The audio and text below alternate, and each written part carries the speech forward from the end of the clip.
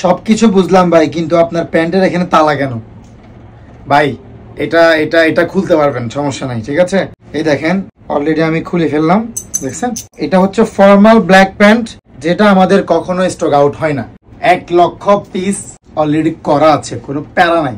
কত হাজার পিস লাগবে নিতে পারবেন, বিকজ অফ প্রত্যেকটা ছেলেরই কিন্তু একটা একটা ব্ল্যাক প্যান্ট হয় না, 10-12টা করে ব্ল্যাক প্যান্ট প্রয়োজন। কারণ ব্ল্যাক প্যান্ট ব্যাচেলরদের গার্লফ্রেন্ড বললেই চলে, বিকজ আপনি একটা প্যান্ট না ধুয়ে 1 মাসে পরতে পারবেন।